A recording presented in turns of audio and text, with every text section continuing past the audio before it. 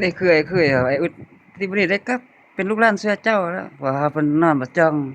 ห้องเบอร์17น่ะแต่ถ้าแม่นสุนทรอาคานะเขาก็เลยเท่านั้นแหละแนะนำเขาว่ามันมี5-6ปีมาเนาะว่านอนว่าฝันลงเรื่องเสือจ้องโอ๊ยนอนฝันนั่นเจ้าแม่พระทอกพระเทพอันนั้นอันนี้เจ้ามันก็แม่นแล้วคนไทยพ่ออยู่อุบลแม่อยู่ร้านอาหาร คันอยู่พุ่นอยู่บ้านเกิดอยู่ต้องพุ่นอ่านนำอันพระลุงไม่วัดอันว่าแต่พระเฒ่าไม่วัดพระเฒ่าไม่วัดเขารวยแหละแต่เจ้าต้อง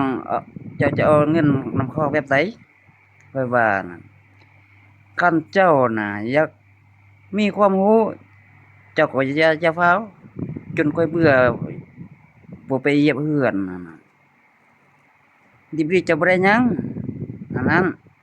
คันเจ้าสิเอานำคนมีเงินเจ้าต้องเอาก่อนเรือนเจ้างามเจ้าค่อยรังแกค่อยบอกนำลูกหลานว่านะเขาจึงเอาก่อนหมดเพราะเราก็ต้องได้เรือนดีหมดเขาได้เด้เจ้าบ่ทันได้หยังเจ้ามารังแกข้อยเฮ็ดหยังข้อยบ่ไปเหยียบเรือนเจ้า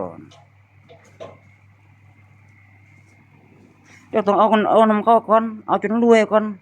เจ้าค่อยมารังแกเขาว่าคนลูกคนหลางถ้าคนลูกต้องบีบเอาพี่น้องมีหมดตายเขาจึงให้ไปเป็นแถวแม่น สมมุติว่าพวกเจ้าฆ่าข้อยทิ่ม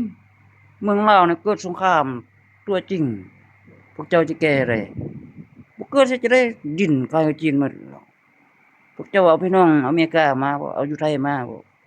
เสือเจ้าบ่มีเฮ็ดจั่งใดตอนนั้นพวกเจ้าบ่อ้าวมีแต่วิธีสิขอคันเฮาเว้าออกแต่เฮาบ่เว้าอา